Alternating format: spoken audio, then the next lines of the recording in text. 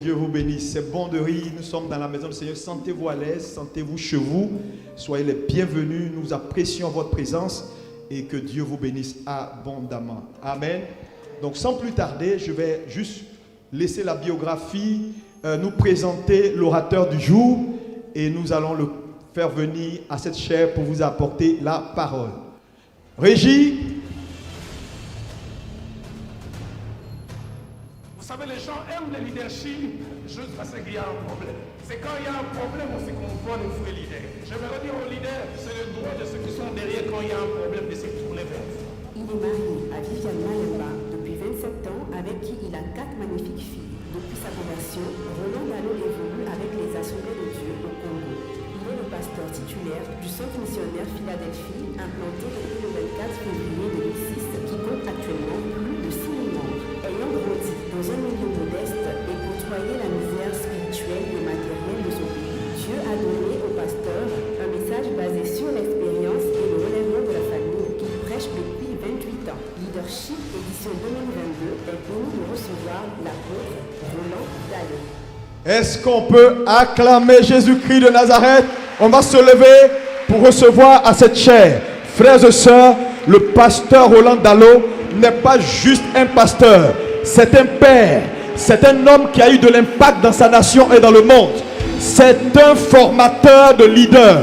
Ce soir, aidez-moi avec acclamation à recevoir le pasteur Roland Dallot. Alléluia.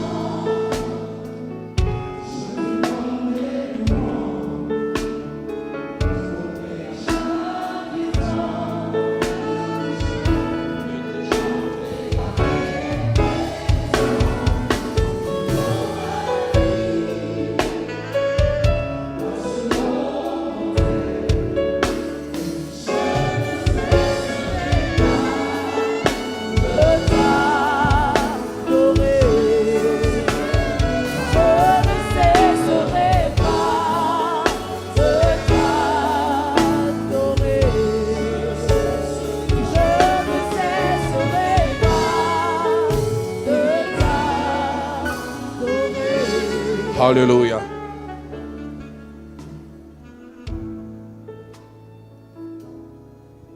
Seigneur, je te rends grâce pour cette soirée où en présentiel tu as attiré des hommes et des femmes de divers coins de cette ville, afin qu'ils viennent non pas autour d'un homme ou d'un mouvement, mais autour de ta personne et de ta parole. Et merci aussi d'attirer virtuellement des hommes disséminés à travers le monde. Nous ne connaissons ni le nombre ni le visage, mais chacun de ces détails est connu de toi. Et tu fais cela parce que tu as des buts et des objectifs à atteindre. Je te prie, atteins-le en pensant par notre petite personne. Et fais-le comme toi et toi seul tu sais le faire, selon que la Bible dit. Quand Israël s'est retrouvé dans la détresse, ils crièrent à toi. Tu leur envoyas ta parole, pas autre chose. Et celle-ci non seulement apporta la guérison, mais épargna à ce peuple de tomber dans quelque fosse, qu'il en soit ainsi. Le psalmiste dit, ta parole est une lampe à mes pieds et une lumière sur mon sentier. Éclaire-nous. Je dis nous, moi y compris. Fais-le pour ta gloire, mais fais-le pour notre édification. Au nom de Jésus. Et le peuple de Dieu dit avec moi, Amen. Dieu soit béni. Nous reprenons nos places.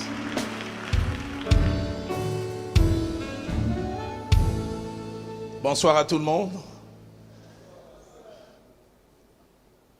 Un grand bonheur, doublé d'un privilège, qui est d'être à Abidjan pour la seconde fois. L'année passée, c'était au mois d'avril.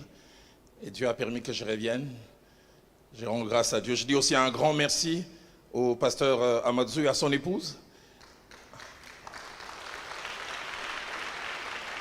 Pour l'invitation, pour la main d'association. Mais je pensais que je devais quelque chose à cette église parce qu'il y a 2 ans et demi, il y avait eu un rendez-vous manqué. J'avais donné ma parole et tout était bouqué. J'étais au Canada, à 1 minute, il y a eu un petit problème familial qui m'a empêché de venir. Alors je me disais, je ne pouvais pas commencer à enseigner sans me rassurer que j'ai été pardonné, excusé. Est-ce que...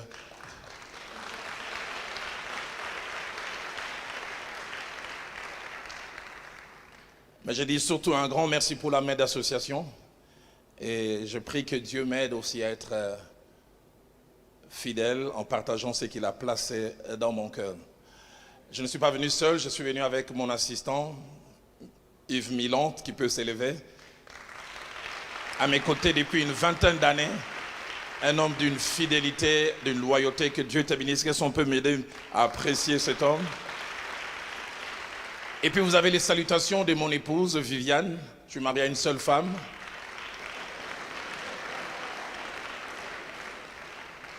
Au mois d'octobre prochain, ça fera 30 ans qu'elle et moi on chemine.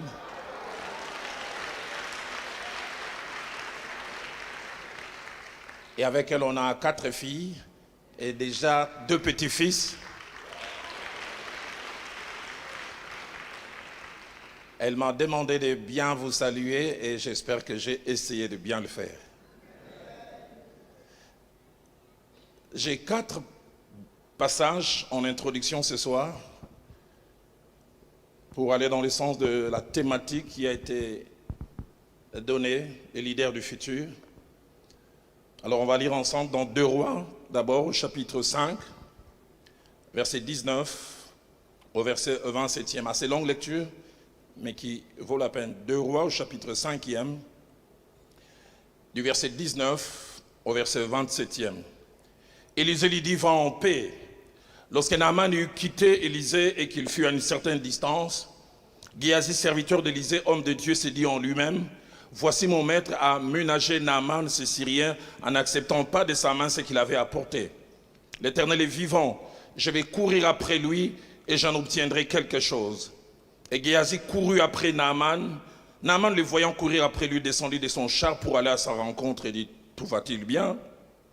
Il répondit, tout va bien. Mon maître envoie te dire, voici, il vient d'arriver chez moi 2 jeunes gens de la montagne d'Éphraïm, d'entre les fils des prophètes. Donne pour eux, je te prie, 1 talent d'argent et 2 vêtements de réchange. Naaman dit, consent à prendre 2 talents. Il les pressa et il serra 2 talents d'argent dans 2 sacs, donna 2 habits de réchange et les fit porter devant Géasi par 2 de ses serviteurs. Arrivé à la colline, Géasi les prit de leurs mains et les déposa dans la maison et il renvoya ces gens qui partirent. Puis il alla se présenter à son maître. Élisée lui dit, d'où viens-tu, Géasi? Il répondit, ton serviteur n'est allé ni d'un côté ni d'un autre. Mais Élisée lui dit, mon esprit n'était pas absent lorsque cet homme a quitté son char pour venir à ta rencontre. Est-ce le temps de prendre de l'argent et de prendre des vêtements, puis des oliviers, des vignes, des brebis, des bœufs, des serviteurs et des servantes? La lèpre de Naaman s'attachera à toi et à ta postérité pour toujours. Et Géasi sortit de la présence d'Élisée avec une lèpre comme la neige. La seconde portion, Évangile de Jean au chapitre 12, lisons du 1er au 6e verset. 6 jours avant la Pâque, Jésus arriva à Béthanie où était Lazare qu'il avait ressuscité des morts. Là on lui fit un souper, Marthe servait et Lazare était un de ceux qui se trouvaient à table avec lui. Marie ayant pris une livre d'un parfum de nard pur de grand prix, oignit les pieds de Jésus et lui essuya les pieds avec ses cheveux et la maison fut remplie de l'odeur du parfum. Un de ses disciples, Judas Iscariote, fils de Simon, celui qui devait les livrer, dit, pourquoi n'a-t-on pas vendu ce parfum 300 deniers pour le donner aux pauvres? Et soulignez bien le verset 6, il disait cela, non qu'il s'est mis en peine des pauvres, mais parce qu'il était voleur et qu'était dans la bourse, il prenait ce qu'on y mettait. Avant dernière portion, Matthieu chapitre 27, lisons du verset 3 au verset 5e. Alors Judas qui l'avait livré, voyant qu'il était condamné, s'est repenti et rapporta les 30 pièces d'argent aux principaux sacrificateurs et aux anciens en disant, j'ai péché en livrant les sangs innocents. Ils répondirent, que nous importe, cela te regarde. Judas jeta les pièces d'argent dans les temples, se retira et alla se pendre. Triste fin. Et puis enfin, en Timothée, au chapitre 6, nous lisons le seul verset 10e. Car l'amour de l'argent est une racine de tous les maux. Et quelques-uns, en étant possédés, se sont égarés loin de la foi et se sont jetés eux-mêmes dans bien des tourments. Amen. Nous reprenons nos places. Je voudrais en ces jours, durant quelques minutes, parler sur ce thème, les leaders du futur et l'éthique financière. Les leaders futurs et l'éthique financière. Et comme vous allez le constater tout à l'heure, nous prendrons comme modèle Géasi et Judas Iscariote. Ces exemples pour montrer les méfaits et les dégâts attachés au fait de servir Dieu sans une éthique attachée au rapport avec l'argent et les richesses. J'aborderai ce message en 5 sous-points. D'abord, j'aborderai le premier point. À qui ce message s'adresse-t-il? Quel est le public cible? Deuxièmement, je parlerai des buts ainsi qu'objectifs de cet enseignement. Et troisièmement, je parlerai, ça sera le nœud de notre message, la colonne vertébrale, Géasi et Judas Iscariote, 2 destins ministériels glorieux, mais avortés à cause d'absence d'éthique financière. Quatrième et avant-dernier, ça sera, c'est quoi l'amour de l'argent? Et puis enfin, je terminerai par une conclusion. Qu'est-ce qui amène à l'amour de l'argent? Et peut-on en être protégé? Dans cet auditoire apparemment unique, il est possible qu'il y ait 3 autres petits auditoires. Il y a premièrement les aspirants au ministère. Ils ne servent pas encore, ils sentent l'appel, ils sont en train d'être préparés. Ce message vous concerne parce qu'il va vous ouvrir les yeux, mais aussi vous équiper. Et au bon moment, vous comprendrez cela à ma conclusion. Deuxième public cible, c'est aux débutants dans les ministères. Ceux qui commencent à peine. Et qui, alors qu'ils commencent, je pense que c'est le moment d'avoir des bonnes habitudes. À ce second auditoire, ce message veut ouvrir les yeux sur le danger attaché à l'absence d'une éthique financière. Mais surtout, vous appelez déjà dès le départ à vous conduire d'une certaine manière. Troisième auditoire, ce sont les hommes et les femmes qui sont de vieux routiers dans le ministère. Je dirais un peu comme moi. 33 ans, je suis dans le ministère et 31 années dans le ministère pastoral. Et à ce troisième groupe, l'objectif de ce message, c'est de nous amener à nous évaluer pour voir est-ce que nous faisons de bonnes choses. Nous nous conduisons bien dans nos rapports avec l'argent et les richesses. Et si tel est le cas, alors Apocalypse 21, verset 11 s'applique à vous et à moi. Quand il est dit que celui qui est saint se sanctifie encore. Un encouragement à se maintenir dans la bonne direction. Mais à ce troisième auditoire, il est possible qu'au travers de cette évaluation, parce que la parole de Dieu est comme un miroir, et que ça nous fasse constater peut-être que nous n'avons pas dévié, mais que nous commençons à le faire, comme Asaph pouvait dire, mon pied était sur le point de trébucher. Alors à vous, Apocalypse chapitre 2, au verset 5e s'applique, quand le Seigneur parlant à l'église d'Éphèse dit « Souviens-toi donc d'où tu es tombé, répands-toi et pratique tes premières œuvres. » Pourquoi un tel sous-thème lors de ces assises? Cela m'amène au deuxième point. Cet objectif attaché à ce message. Premier objectif, c'est nous informer et nous rappeler en quel temps nous sommes. Et j'ai aimé quand j'ai entendu le pasteur Amadou en parler. En quel temps nous sommes selon les prophéties bibliques? Et selon les prophéties bibliques, non seulement nous sommes au temps de la fin, mais ces temps de la fin, l'apôtre Paul en parle dans 2 Timothée chapitre 3, versets 1er et 2e. Il dit, dans les derniers jours, vous aurez des temps difficiles. Et ces temps ne seront pas difficiles par eux-mêmes. Ces temps seront aussi difficiles à cause de la qualité d'homme, mais qui va grandir en quantité. Et il y a une moindre qualité de vie, mais qui sera en grand nombre. Et Paul commence par dire, les gens seront égoïstes, mais directement après ils seront amis de l'argent. Il y a 2000 ans, Paul avait déjà vu cette époque. Et il avait vu le grand pouvoir que l'argent commencera à avoir sur les gens en général. Mais je le dis aussi un peu à ma tristesse, un peu dans l'église aussi, et dans les sacerdoces. Si Louis II dit, ils seront amis de l'argent. La version Tob, traduction écuménique de la Bible, dit, ils seront après au gain.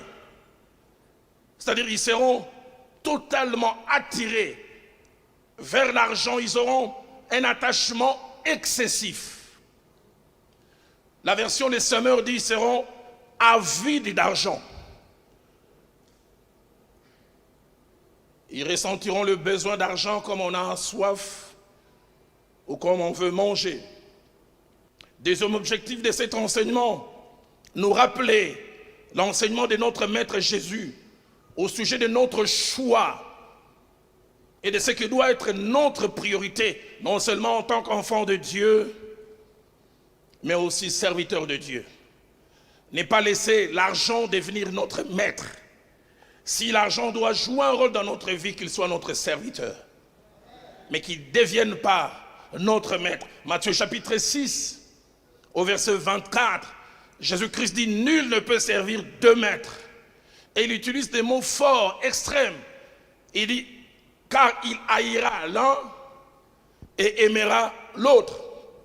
Et puis deux, il dit, s'attachera à l'un et méprisera l'autre. J'ai toujours pensé qu'il allait mettre Dieu et Satan. Mais étonnant, il dit, vous pouvez servir Dieu, et puis il dit, maman, le Dieu du lucre, le Dieu du bénéfice. La version française courant dit, personne ne peut servir deux maîtres. Ou bien il haïra le premier et aimera le second, ou bien il s'attachera au premier et méprisera le second. Vous ne pouvez pas servir à la fois Dieu et français courant dit l'argent. Troisième objectif de cet enseignement, c'est montrer les quelques facettes de l'amour de l'argent. Et ces facettes qui font que l'amour de l'argent ne soit pas quelque chose de facile à combattre. Nous le verrons en progressant. Nous verrons premièrement, la première facette, c'est que l'amour de l'argent est une force spirituelle, une réalité spirituelle.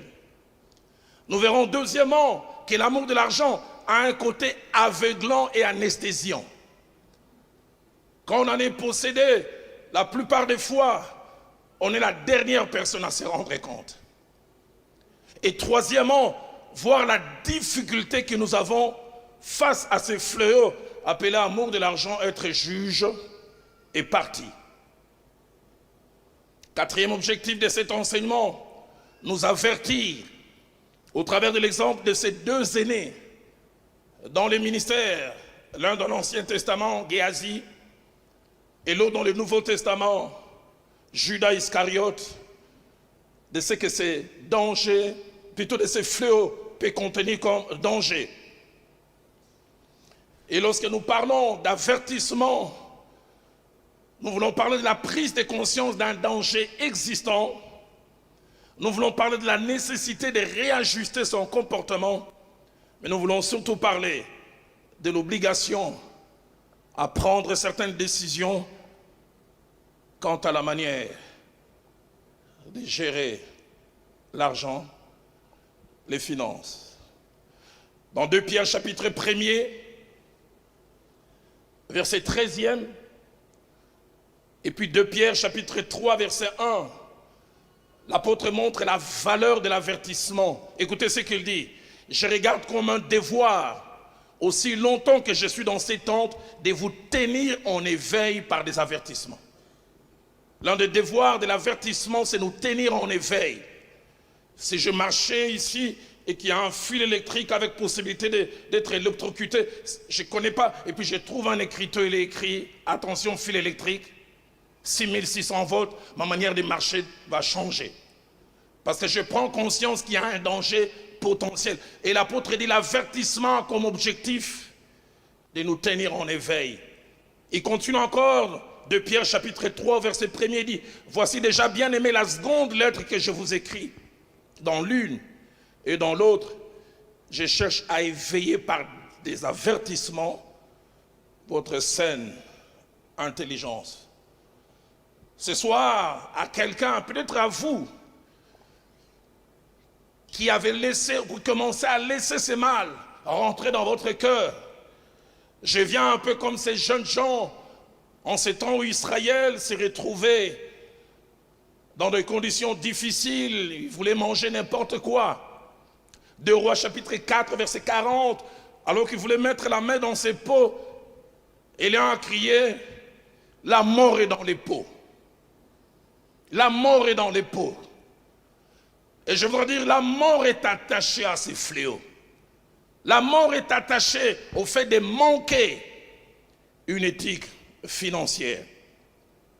5e objectif de cet enseignement, nous faire voir les côtés pédagogiques attachés à ce que Dieu permet que ça arrive à certaines personnes. Et ce soir, nous prendrons comme modèle Géasi, ainsi que Judas Iscariote. Mon père qui a 84 ans aujourd'hui, qui est enseignant, il a l'essence des formules. Quand je commençais à grandir, à 10 ans, il a commencé à me dire cette phrase que je n'ai jamais oubliée. Roland, dans la vie, il n'y a pas de nouvelles gaffes, il n'y a que de nouveaux gaffeurs. Pas de nouvelles gaffes, mais il n'y a que de nouveaux gaffeurs.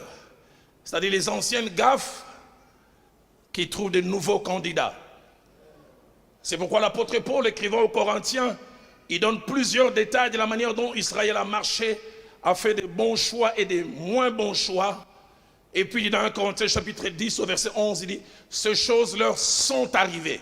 C'est arrivé à eux, mais pour vous servir d'exemple. Ce sont eux qui l'ont connu. Mais le but, c'est que vous en tiriez instruction. Et puis il termine en disant, elles ont été écrites pour notre instruction. 6e et dernier objectif de cet enseignement, nous rappeler en tant qu'évêque, ancien, serviteur de Dieu, les attitudes ou les comportements que notre Seigneur attend de nous face à l'argent. Et j'aimerais déjà ouvrir une parenthèse que je fermerai rapidement. Ce soir, je ne viens pas faire l'apologie de la pauvreté. Je ne viens pas appeler à la haine de l'argent. Je prie que Dieu me donne la capacité de bien nuancer, mais à placer les choses au bon endroit. Et le Seigneur n'a pas laissé les serviteurs de Dieu exercer le ministère sans une sorte de carnet de route. Dans 1 Timothée chapitre 3, au verset 3, l'apôtre Paul parlant à son fils dans la foi des conditions pour être ancien dit, l'ancien doit être désintéressé. Désintéressé. La version français courant dit, pas attaché à l'argent. La version de Semeur dit que l'amour de l'argent n'ait aucune prise sur lui. La version Tob dit, pas cupide. Il y a quelques années, j'ai été invité dans une église à Kinshasa, une grande, plus de 2000 membres chaque dimanche. Et durant 5 jours, convention, waouh, glorieuse. Je me souviens à la fin, il y avait plus de 400 âmes qui sont venues à Christ. Des guérisons. Je vois encore cette femme qui a eu cette forme de goitre et qui a disparu. Des couples réconciliés. On pouvait sentir la joie dans les quartiers. Et je me retrouve le dimanche à la clôture, la réunion finie. Les pasteurs sont en train de discuter, ses collaborateurs sont excités. C'était glorieux, pasteur. Les âmes sont venues à Christ. D'ailleurs, une dame qui est venue nous dire aujourd'hui que son mari qui a accepté Christ lundi et qui était parti de la maison depuis 8 ans est revenu. Tout le monde s'est réjouissé. Et j'ai entendu la réaction du pasteur. J'ai failli tomber évanoui. Écoutez ce qu'il dit. Il dit, tout ça c'est bien. Mais financièrement, on n'a rien eu.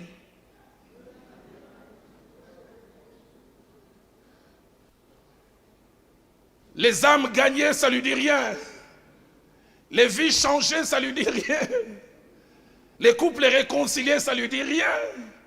Les personnes guéries, ça lui dit rien. C'est qu'il lui dit quelque chose, la caisse de l'église.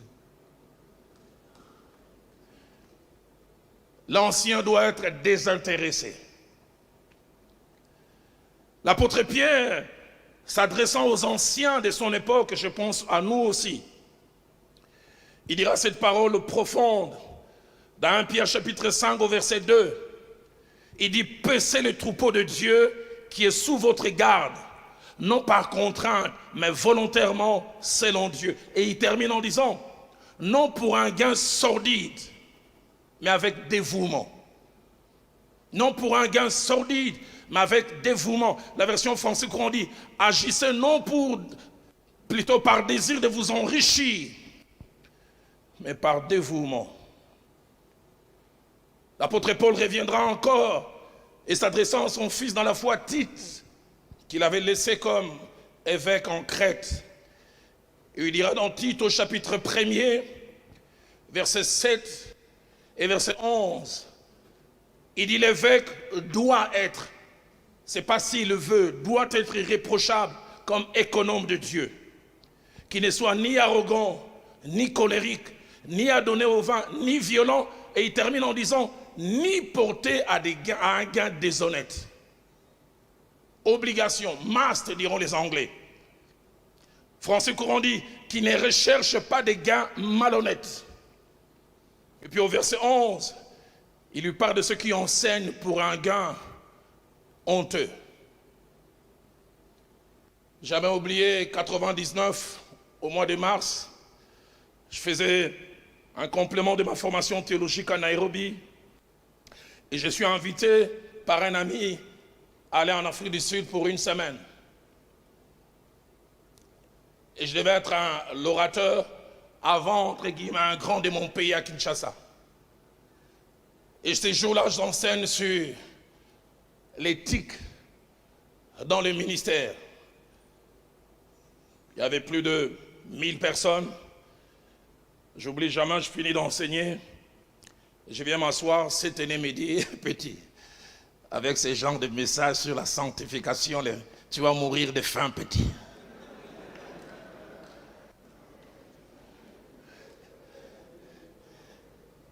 Et puis il me dit, dans 15 minutes, je vais monter et tu vas voir. Il a utilisé un terme en lingala, il dit nakunginda. Donc j'en aurai plein et ça va couler. 15 minutes après, il monte. Quand il a commencé à parler, je me disais, Seigneur, on est à Hollywood aux États-Unis ou à Nollywood à Lagos. J'avais l'impression d'assister à du théâtre. Il monte durant plus d'1 minute et demie, il ne faisait que pleurer. J'ai la pauvreté.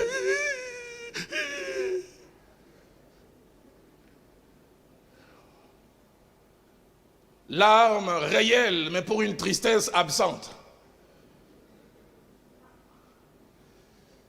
Il dit, Dieu m'a envoyé ici en mission. 10 personnes auront leur vie changée. Dieu ne m'a pas dit 11, pas 12. J'ai dit bien 10. Et puis écoutez ce qu'il dit, ouf! Je sens une onction financière comme je n'ai jamais senti. Et j'aimerais vous dire, il ne sent rien du tout.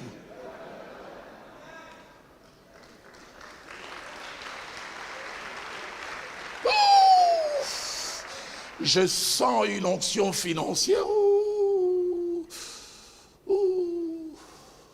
Dieu m'a dit 10, pas 11, pas 12, qui doivent s'aimer $1000. S'ils s'aiment 1000, 3 semaines ne va pas passer, chacun aura fois 10.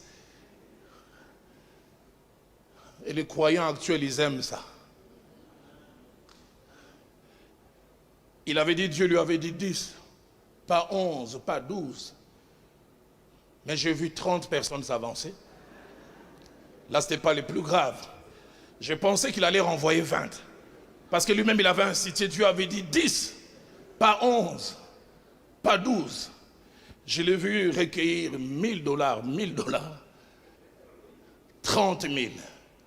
Après, quand il vient s'asseoir, il me dit à Lingala, petit Omoni, petit, tu as vu?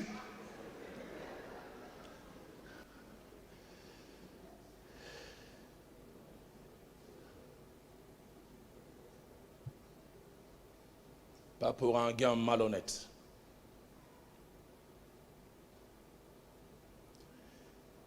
Une femme vient me voir un jour au bureau en pleurant. Elle était énième bureau, concubine d'un homme politique. Et le pasteur vient avec son épouse prier chez elle. Et puis elle voit un coffret de bijoux. Il entre en transe. L'Esprit de Dieu me dit dans ce coffret, tout ça c'est des serpents spirituels. Et Dieu dit qu'on doit aller jeter ça au fleuve. Sinon le malheur s'attache à toi. La dame me dit, 3 mois après, elle est invitée à un mariage. Il voit la fille du pasteur, la fille aînée de 20 ans, au mariage avec le même collier. C'est oh, c'est ça le fleuve.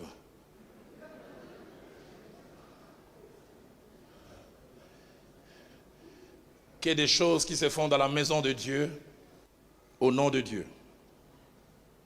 7e et dernier objectif de cet enseignement, c'est nous amener à nous évaluer, faire un check-up spirituel, pour laisser l'Esprit de Dieu au travers de sa parole nous sonder et nous faire voir notre état.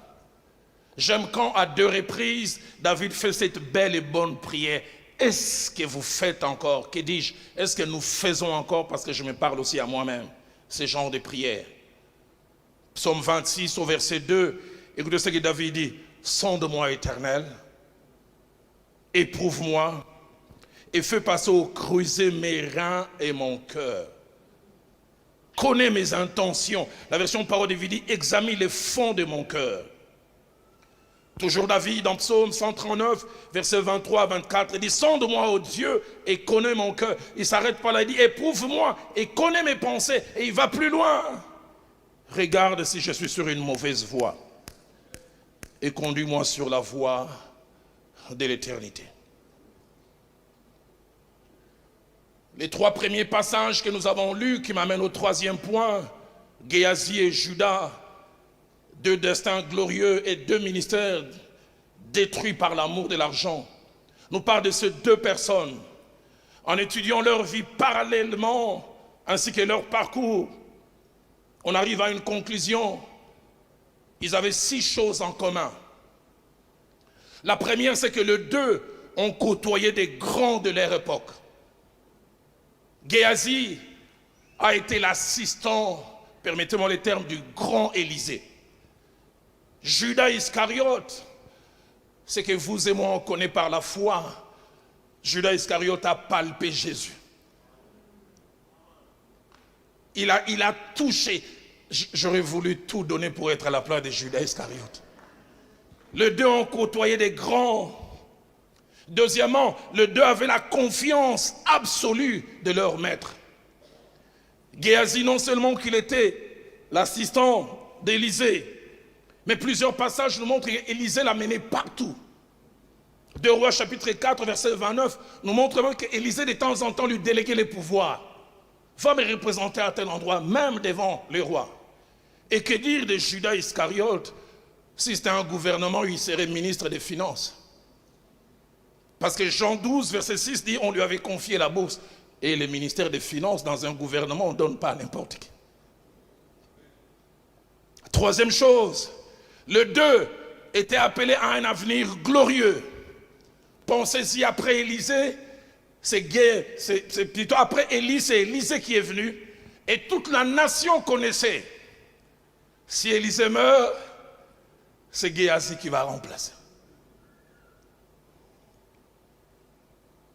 Dauphin potentiel. reconnu. Et Judas était en préparation pour faire partie des 12 qui allaient bouleverser le monde. Jésus l'a choisi après la prière. Le 2 était appelé à un avenir glorieux. Quatrième chose que les 2 avaient en commun, les 2 sont passés à côté d'un grand destin et ne sont jamais devenus ce qu'ils devaient devenir. Le 2. 2 Rois chapitre 5 au verset 27 nous montre que Géasi a fini lépreux. Et à l'époque en Israël, quand tu attrapais la lèpre, on te mettait à côté, écarté de la ville, écarté de la famille. Que dire de Judas Iscariote? Matthieu 26 au verset 5, Matthieu 27 plutôt au verset 5, nous montre qu'il a fini pendu. Il est allé se pendre lui-même. Et Acte 1 verset 18 nous donne encore des détails sur cet événement macabre. En disant, il est tombé, il s'est rompu par le milieu du corps et toutes ses entrailles se sont répandues. Triste fin. Cinquième chose que les 2 avaient en commun, aucun des 2 n'a vraiment profité des richesses qui les ont emmenés l'un et l'autre à la perte. Aucun. Matthieu 27, 3 à 5, j'arrive pas à comprendre comment Judas, qui tenait tellement à l'argent, quand il apprend que Christ est en train d'être crucifié, subitement il n'a plus besoin d'argent. Il va rendre l'argent chez les principaux sacrificateurs et lui disent qu'importe. Il se retrouve seul. Et écoutez ce que ma Bible dit, il jeta l'argent. Ah bon, Judas, tu n'en as plus besoin? Il jeta et il alla se pendre. 2 Rois chapitre 5 verset 27, parlant de Géasi, dit qu'il est devenu lépreux. Et quand on devenait lépreux, rapidement on vous prenait. Même les habits, les manteaux et tout ce qu'il avait fait garder, il n'a jamais porté ça. Il n'a jamais profité de cela.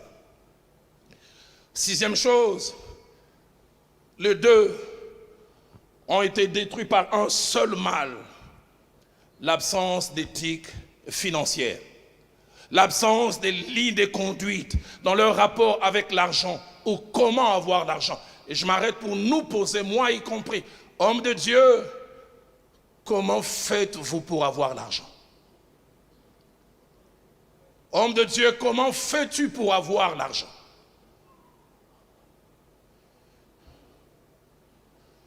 Deux Rois chapitre 5, versets 20 à 22, nous montre le fonctionnement de Géasi dans son rapport avec l'argent. Nous voyons cela en 4 temps. Premièrement, pour Géasi, le ministère était un moyen de s'enrichir. Un capitaliste spirituel.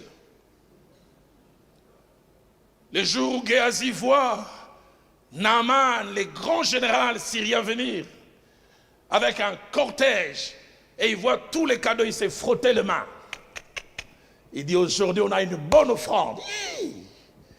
Ça c'est le jour où il ne faut pas rater l'entretien pastoral. Et il s'imagine déjà avoir telle ou telle autre chose. Étonnant. Je n'ai jamais compris comment Élisée a fonctionné. Naaman est guéri. Élisée n'a rien demandé. C'est Naaman lui-même qui lui propose qu'on s'en prendre ceci. Élisée dit, je ne prends pas. Y a-t-il des prédicateurs qui refusent l'offrande du prophète ici? Élisée a refusé. Et quelle offrande? Mais écoutez ce que la Bible dit. Quand Naaman s'en va, écoutez les termes utilisés attachés à Géasi. Géasi, serviteur de Dieu. Et la Bible ajoute encore, homme de Dieu.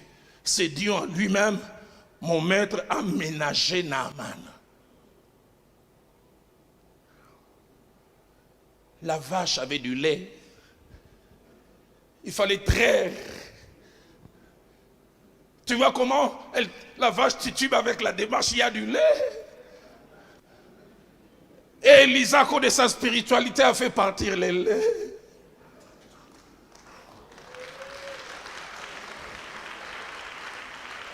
Écoutez le terme, il a ménagé. Le terme en hébreu veut dire, il n'a pas traité quelqu'un aussi mal qu'il aurait pu le faire. Il a laissé la vie sauve à quelqu'un qui avait le droit ou la possibilité d'être écrasé. Il a ménagé. Deuxième séquence qui montre les problèmes qu'il avait d'éthique financière, c'est son empressement à aller vers le mal. Non seulement qu'il laisse, mais il dit, je vais courir et j'aurai quelque chose de cet homme. Écoutez ce que le verset 21 dit. Géasi courut après Naaman. J'essaie de le voir en toge ou en col pastoral. Quelqu'un qui est malade veut l'arrêter. Géasi, j'ai un problème. Non, laisse. Si je marche, je vais rater. Mais il court vers le mal. Empressement.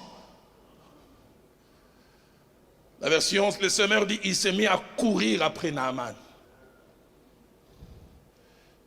Troisième mouvement, ça m'attriste. C'est l'utilisation du mensonge pour avoir. Il arrive, et écoutez ce qu'il dit à Naaman. Mon maître m'envoie te dire. Le maître n'a rien dit. Le maître m'envoie te dire. Voici, il vient d'arriver chez moi. Je pense qu'il a pensé au scénario toute sa route. En courant, qu'est-ce que je vais dire qui peut marcher? Il vient d'arriver 2 jeunes gens d'Éphraïm, d'entre les fils des prophètes. Donne pour eux. Et les commentateurs disent, tout ce qu'il avait cité, il avait déjà vu ça. Je t'ai pris 1 talent d'argent et 2 vêtements de réchange. Durant la traitière, il avait vu ça. Il dit, non, ça ne peut pas retourner en Syrie. J'ai toujours pensé que Naaman devait être déçu d'Élisée. Il devait dire, mais ces gens ne sont pas sérieux. Je lui avais donné. Il a dit non. Et là, il commence à m'envoyer quelqu'un en courant. C'est pourquoi je me dis, ok, Aziz, s'il y en a ici. Si ton style de vie, c'est le mensonge, mens en ton nom.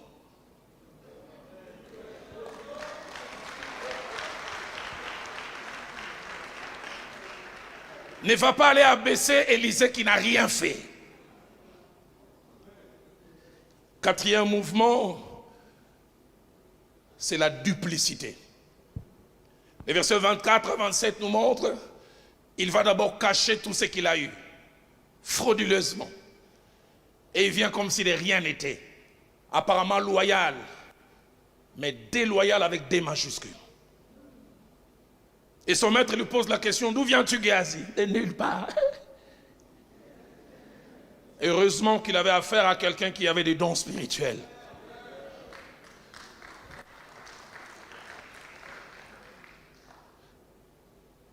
Si chez Géasi ça s'est montré ainsi, Jean 12, verset 1 à 6, nous révèle le fonctionnement de Judas Iscariote dans ses rapports avec l'argent, pas d'éthique financière. Premièrement, la malhonnêteté. Chaque fois, j'ai difficile à la fois à lire et à comprendre. La Bible dit dans Jean 12, verset 6, Judas Iscariote tenant la bourse et il volait. Comment on peut voler en présence de Jésus?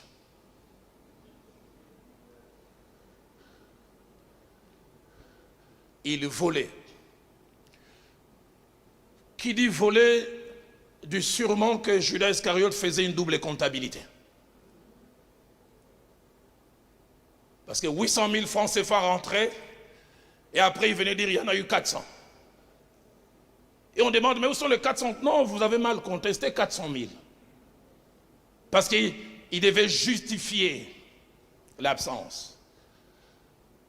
Pasteur Amadou, j'ai connu dans l'une de nos églises d'Assemblée de Dieu à Kinshasa, je l'ai dit à ma honte et avec tristesse, un dimanche d'il y a une dizaine d'années, au mois d'avril, la saison la plus pluvieuse.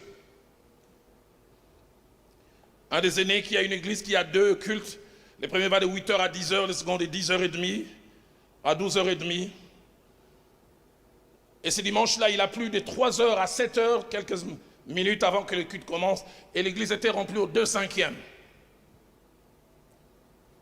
Et un homme que moi-même j'ai eu à rencontrer, qui est dans les diamants, malgré la pluie, il est venu à l'église et il me dit, j'ai déposé une dîme dans une grosse enveloppe kaki de $6,000. Les cultes finis, il rentre, il habitait à 5 minutes de l'église. Au beau milieu du chemin, il s'est rendu compte que j'ai oublié ma Bible. Et il revient à l'église. Et le pasteur voulait rentrer pour les seconds cultes. Il dit, je pense avoir oublié ma Bible. Et le pasteur lui dit, tous les effets oubliés, il faut aller là où se trouve l'équipe des comptages. C'est là où on garde les effets. Puis ils entrent avec le pasteur. Et il entend les responsables des finances dire, oh pasteur, avec la pluie aujourd'hui, les entrées n'étaient pas fameuses. Le pasteur dit, il y a combien?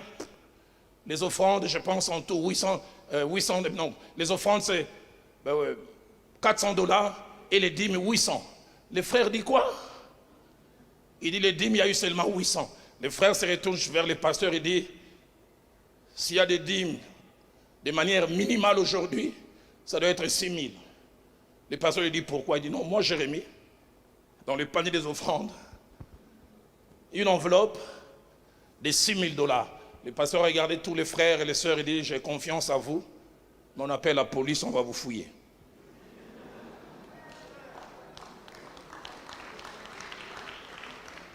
Cinq minutes après, la police était là et on retrouve la grosse enveloppe derrière la veste du diacre numéro 1.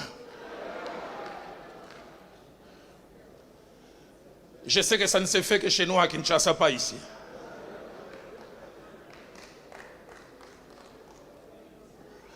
Et le pasteur me fera rire. Il dit, quand j'ai posé la question, frère, pourquoi tu as fait ça? Il dit, je suis lévite, en tant que lévite, j'ai pris la dîme. Mais il dit, prends-la officiellement.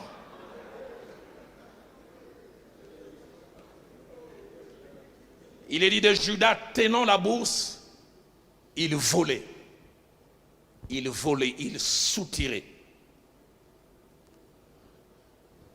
Mais deuxième chose attachée à Judas, on voit sa souffrance quand l'occasion de voler manque. Et nous voyons du verset 4 au verset 6, ces jours-là, cette femme vient offrir ses parfums de grands prix. Les commentateurs disent que certains disent que ces parfums devaient coûter entre 1 200 €, d'autres vont même jusqu'à 3 000 €. Et Judas qui avait l'habitude, chaque fois que l'on mettait, il volait. Ces jours-là, quand Jésus accepte qu'on lui mette ses parfums, il apparaît spirituel. Écoutez ce qu'il dit. On aurait pu vendre ces parfums à un grand prix et donner l'argent aux pauvres. Au fait, ce qu'il veut dire, on aurait dû les vendre. Et quand on mettra dedans, comme moi je coupe toujours, j'aurais eu ma part. Si c'était 1 200 €, ils disent, ah, j'ai raté 800 €.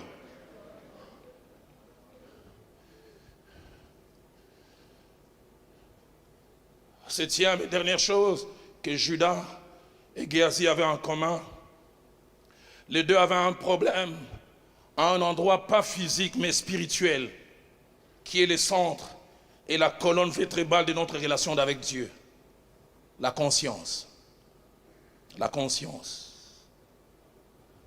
Mon pasteur, le fait Jacques-André Vernon, disait que la conscience, c'est cet aiguillon qui nous pique quand nous voulons aller au-delà de ce que Dieu permet, ou nous sommes en train de vouloir le faire. Il ajoutait encore, la conscience est un signal d'alarme qui nous met mal à l'aise quand nous voulons franchir les limites établies par Dieu.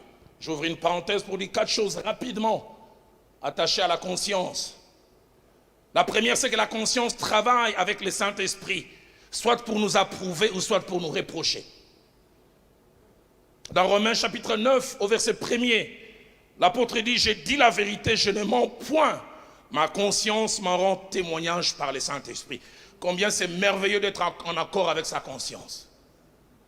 Toujours l'apôtre Paul, il dira dans 2 Corinthiens chapitre 1, verset 12, il dit, ce qui fait notre gloire, c'est ce témoignage de notre conscience, que nous sommes conduits dans ce monde, et surtout à votre égard, avec sainteté et pureté devant Dieu.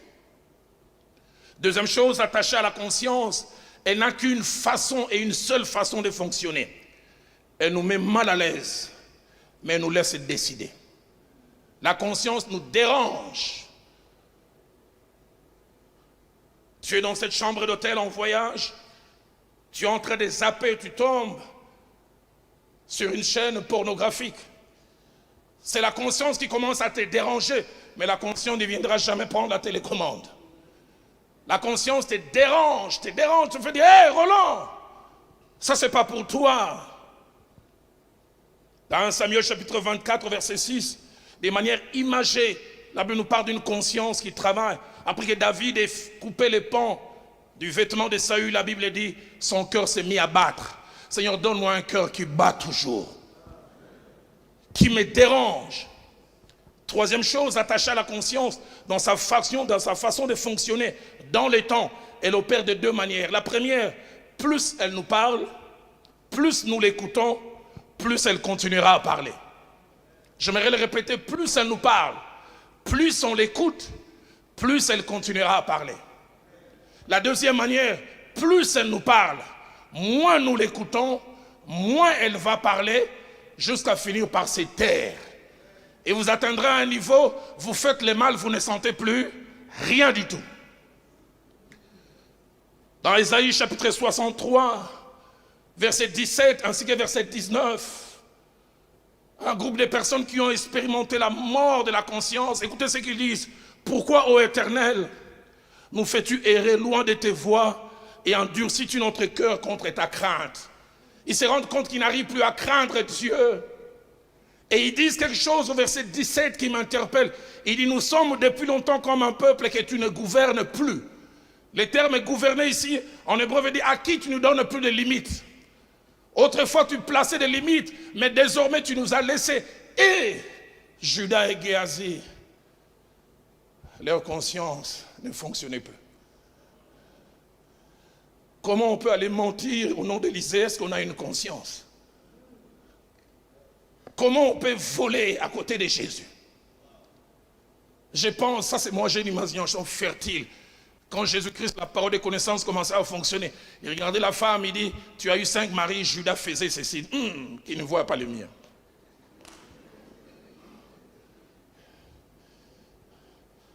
S'il est vrai, non, une dernière chose que je veux dire en rapport avec la conscience, la perte de la conscience n'est jamais sans conséquence. Jamais. 1 Timothée 1er, verset 19 à 20, l'apôtre Paul donne ses précieux conseils à son fils dans la foi. Il dit, combat les bons combats, en gardant une bonne conscience. Et il termine en ajoutant, quelques-uns l'ont perdu et ils ont fait naufrage quant à la foi. On ne perd jamais la bonne conscience en restant dans la foi. Et s'il est vrai que Géasi avait un problème avec l'éthique financière, et Judas aussi, il y a deux petites choses que je voudrais ressortir avant d'aller vers la conclusion. Chez l'un, Judas Iscariote, ce problème était un problème récurrent, une habitude. Parce que la Bible dans Jean 12, verset 6, il prenait. Le terme qui est utilisé parle d'habitude. Mais étonnant, 2 Rois chapitre 5, verset 20 à 25, ne nous montre pas qu'avant cet acte, Géasi a eu à faire cela. Apparemment pour Géasi, ça arrivait une seule fois. Et étonnant de voir quelqu'un qui pratiquait cela habituellement et quelqu'un d'autre qui ne l'a fait qu'une fois. Les deux ont connu le même sort. Judas l'habitué, il est passé à côté. Plutôt, Géasi l'habitué, Judas l'habitué est passé à côté. Et Géasi qui fait une seule fois, il perd. Il y a un esclave momentané et puis il y a un professionnel. La grande question c'est qu'est-ce donc l'amour de l'argent? Avant de répondre à cette question et de conclure, je voudrais dire un certain nombre de choses. La première, en devenant enfant de Dieu, même serviteur de Dieu, nous ne cessons pas d'avoir de besoins matériels et financiers. Deuxièmement, en tant qu'enfant de Dieu, même serviteur de Dieu, il ne nous est pas interdit d'aimer certaines choses, des qualités. Un bel habit, un beau costume, une belle montre, une belle voiture, une belle maison, rien n'est interdit. Mais qu'est-ce donc l'amour de l'argent? 4 choses. Premièrement, l'amour de l'argent, c'est l'attachement excessif à l'argent et qui nous amène à vouer presque à un culte à l'argent. Que l'argent devienne le centre de notre vie. Je n'ai jamais oublié. Un homme de Dieu, un ami m'appelle. Quelqu'un venait lui donner une offrande de 25 000 $. Son épouse dit depuis 30 minutes, il fait qu'il roulait par terre.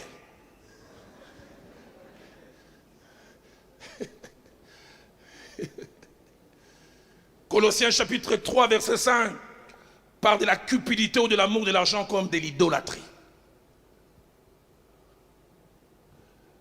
Deuxième réponse, qu'est-ce donc l'amour de l'argent? C'est avoir son bonheur, sa quiétude et sa paix liée à la présence ou à l'absence de l'argent.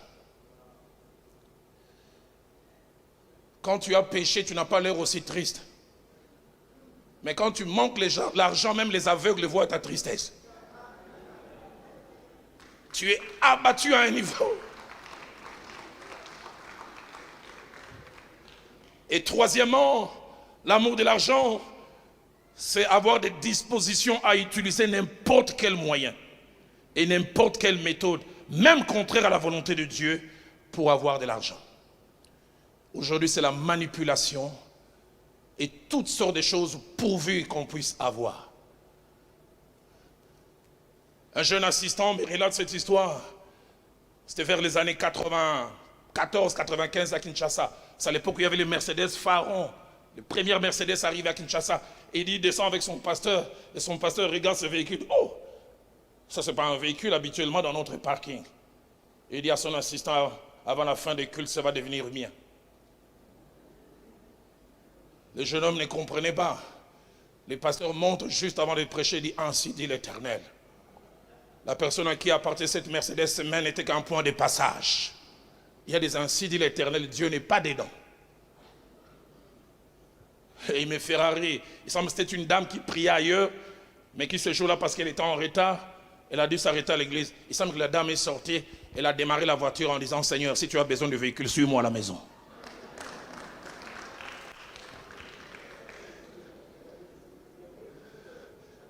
Puisque c'est le Seigneur qui dit, disposition à utiliser n'importe quel moyen et quelle méthode, même contraire à la volonté de Dieu. Quatrième et dernière chose, attaché à l'amour de l'argent, n'avoir que l'argent comme finalité pour le ministère. Ça fait 33 ans que je sers le Seigneur. J'ai appris le ministère aux côtés d'un homme qui m'a discipliné. En 2005, je suis invité par une église en Afrique du Sud. Le pasteur m'a dit, paye les billets, je vais te rembourser. Une grande église. Je paye les billets. Je prêche durant 3 jours. Et en plus, le 3e jour, il lance une offrande en mon nom. Et j'ai vu comment les gens affluaient. Et le lundi, il va me déposer à l'aéroport, j'étais avec mon épouse. On va prendre l'avion, Viviane me demande, Roland, est-ce qu'il t'a donné quelque chose? J'ai dit non, il a oublié. Mais Roland, est-ce que tu ne vas pas lui rappeler? J'ai dit là où j'ai appris les ministères, je ne rappelle pas. Mais on a engagé notre argent, j'ai dit, j'ai appris avec Dieu, je peux travailler à Abidjan, Dieu peut me payer à Daloa. Je peux s'aimer à Abidjan et Dieu va aller me faire du bien même à Kinshasa. Et vous savez quoi, j'ai pris l'avion 2005 jusqu'aujourd'hui. Jusqu'aujourd'hui, je n'ai jamais su. Il avait oublié. Je disais au minimum mon billet que j'ai dépensé. Et puis de deux, pourquoi faire une offrande à mon nom? Mais j'ai vu Dieu me payer diversement. Ce soir, en terminant, je m'aimerais rappeler ces paroles de 1 Timothée 6, au verset 10, où l'apôtre Paul attache 3 choses à l'amour de l'argent. Premièrement, il dit, il est une porte ouverte et le point de départ de plusieurs autres mots. Écoutez ce qu'il dit. Il dit, l'amour de l'argent est la racine de tous les maux. Et deuxièmement, il montre que l'amour de l'argent est une force spirituelle qui possède. Il dit, plusieurs en étant possédés. Ça les saisit. Et troisièmement, il montre qu'il n'est jamais sans conséquence. Il dit, plusieurs en étant possédés, ils se sont égarés loin dans la foi. Et il termine en disant, ils se sont jetés, on ne les a pas jetés. Ils se sont jetés eux-mêmes dans bien des tourments. J'ai connu des hommes de Dieu qui sont entrés dans la fausse monnaie. Qu'est-ce qui amène à l'amour de l'argent? Peut-on s'en protéger? Qu'est-ce qui amène à l'amour de l'argent? Premièrement, la marche dans la chair, l'absence de la mort en soi et la non-crucifixion de la chair avec ses passions et ses désirs. Galates chapitre 5 au verset 16, l'apôtre dit, marchez selon l'esprit et vous n'accomplirez pas les désirs de la chair. Colossiens 3,5, faites donc mourir les membres qui sont sur la terre, et à la fin il parle de la cupidité. Deuxième chose qui amène à l'amour de l'argent, la non-protection de notre cœur. Proverbe 4 verset 23 dit, garde ton cœur plus que toute autre chose, car de lui viennent les sources de la vie. Troisième raison, parmi les raisons qui nous amènent à l'amour de l'argent, les mauvaises fréquentations. Il arrive des fois, on a une éthique en rapport avec les finances, mais tu t'attaches aux mauvaises personnes. Moi, à Kinshasa, il y a des gens que j'aime, mais je les aime à distance. Parce que la Bible dit dans 1 Corinthiens 15 au verset 33, les mauvaises compagnies corrompent les bonnes mœurs. Mais quand je parle de mauvaises fréquentations, je peux ajouter aussi mauvaise compagnie. Et quand je parle de mauvaise compagnie, j'aimerais tirer la sonnette d'alarme, les épouses des serviteurs de Dieu. Combien de fois on peut avoir un homme de Dieu qui pratique le contentement, mais qui a une femme qui lui met pression? Un homme de Dieu, l'église était en train de cotiser l'argent pour acheter un terrain. Il me dit, son épouse vient la voir en mettant son cou comme ça. Ce cou va porter des colliers seulement aux noces de l'agneau. Hein. Et le mari a dit, mais il n'y a pas d'argent. Il dit, et la collecte qu'on vient de faire pour l'achat du terrain. Vous n'avez aucune idée, nous les mariés, quelquefois on a de la paix avec celle qui passe la nuit avec nous. On est des fois prêts à faire des choses même contraires à la volonté de Dieu. 1 Roi chapitre 21 au verset 25 par des Jézabel qui excitaient Akab. Parce que la Bible dit, il n'y a personne qui se soit vendu au mal comme Akab, mais c'est Jézabel qui... Combien de fois vous nous voyez Roland Dallot costaud 1,92 m, mais c'est un bout de femme qui dit s'il n'y a pas de demain, 2 millions, tu vas voir. Et tu verras, je commence à provoquer des prophéties inexistantes. Les tout faut amener madame à Dubaï. Et dernière des choses, parmi les choses qui provoquent l'amour de l'argent, c'est l'absence de contentement. L'absence de contentement. Mon pasteur enseignant sur le contentement a dit ces vérités avec lesquelles je vais conclure. Premièrement, le contentement n'est pas un manque d'ambition. Et deuxièmement, le contentement, c'est la décision personnelle de trouver sa joie dans ce que l'on a en attendant que Dieu donne plus.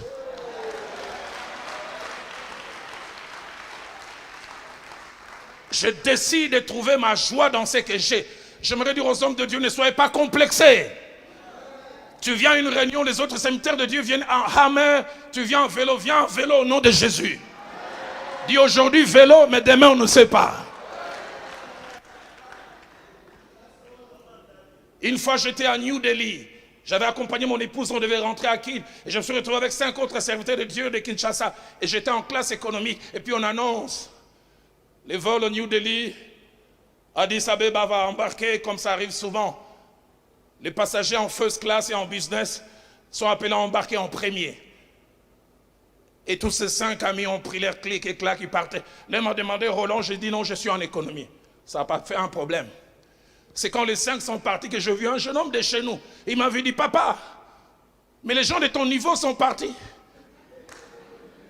Pourquoi toi tu es resté? J'ai dit, j'aime bien en économie. Il dit, tu es encore à ce niveau-là. C'est le niveau de mes revenus en ce moment-là et je n'avais aucun complexe. Seigneur, donne-nous des hommes qui pratiquent le contentement. Avant-dernière chose, la Bible attache un profit au contentement. 1 Timothée 6, verset 6 dit, c'est une grande source de gain qu'est la piété avec le contentement.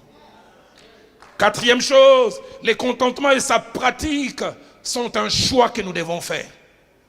que nous nous imposons nous-mêmes. Je décide de me contenter de ça. Proverbe 15, verset 16 dit, mieux vaut peu avec la crainte de l'Éternel qu'un grand trésor avec les troubles. Proverbe 16 au verset 8 dit, mieux vaut peu avec la justice que de grands revenus avec l'injustice. Proverbe 28, verset 6 dit, mieux vaut le pauvre qui marche dans son intégrité que celui qui a des voies tortueuses et qui est riche. L'éthique financière n'est efficace qu'à deux conditions. Premièrement, l'avoir tôt dans les ministères. Jeunes gens dans les ministères, faites-en une ligne de conduite très tôt. Ça va vous protéger. Mais deuxièmement, il faut l'avoir et l'avoir tout le temps. Pas un moment. L'avoir tout le temps. 1 Timothée chapitre 6, verset 9.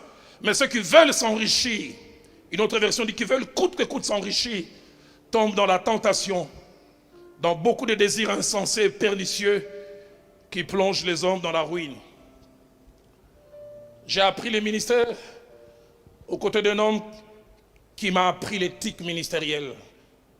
Il est auprès du Seigneur, fait Jacques-André Vernon. Je me retrouve dans son bureau un jour de 2003. Un homme vient avec une offrande de 50 000 $ pour l'église.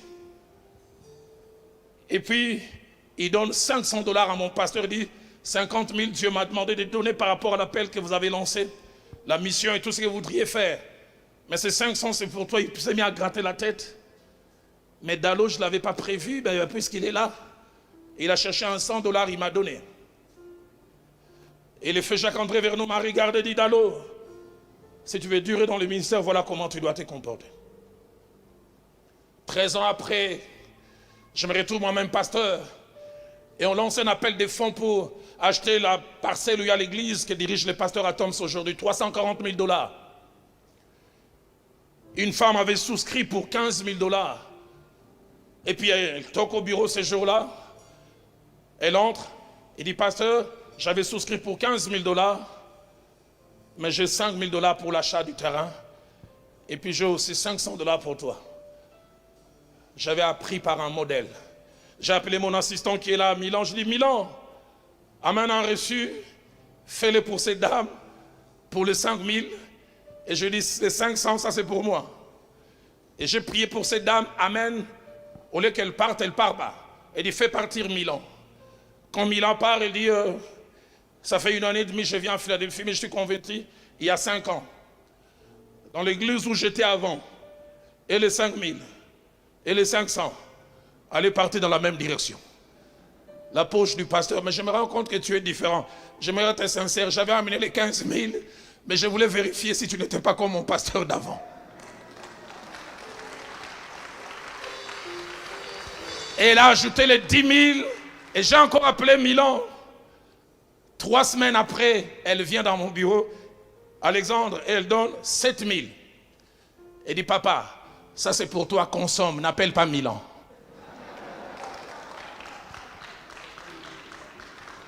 Que Dieu nous aide à avoir une éthique financière, que Dieu bénisse sa parole.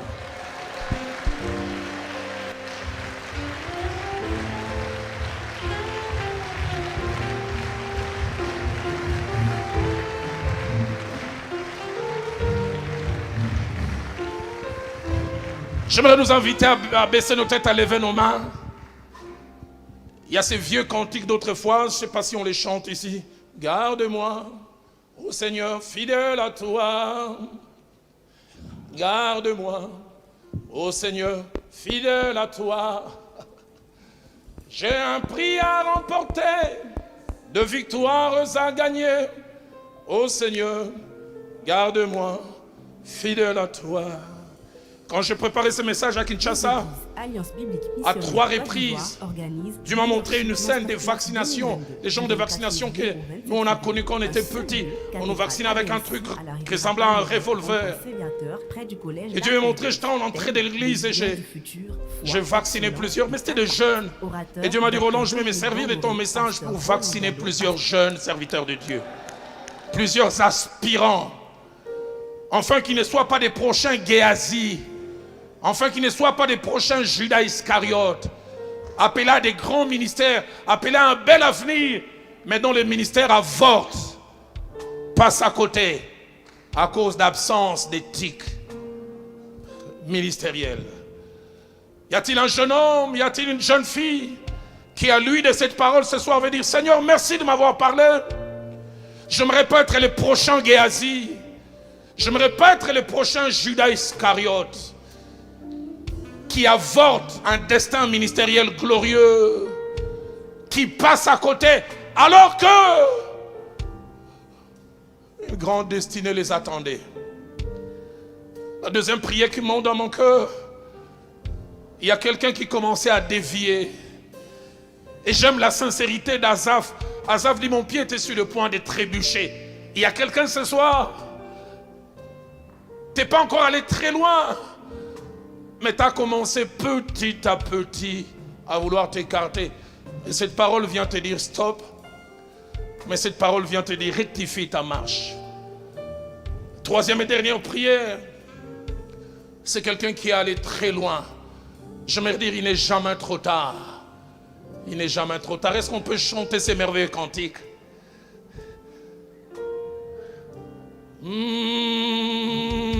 Garde-moi, ô Seigneur, fidèle à toi. J'ai un prix à remporter, de victoires à gagner. Ô Seigneur, garde-moi, fidèle, ô fidèle à toi. Fidèle à toi, fidèle à toi.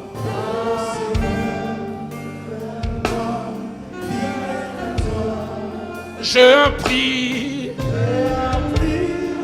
à remporter, de victoires à gagner. Oh Seigneur, garde-moi. Avec la permission du pasteur Alexandre, je sens dans mon cœur que l'homme de Dieu Kofi vient de prier, alors que ces cantiques montent dans mon cœur. Attire-moi à toi, ne me laisse pas.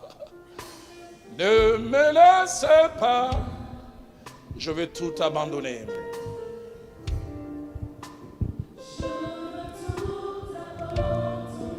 Mais aussi restaurer notre amitié.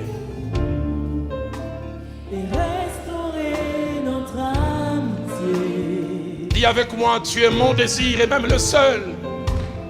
Tu es mon désir. Je ne veux que toi et toi seul, sois le centre de ma vie, le centre de mon ministère. Je ne veux que toi. Rien ne peut te remplacer, il n'y en a point.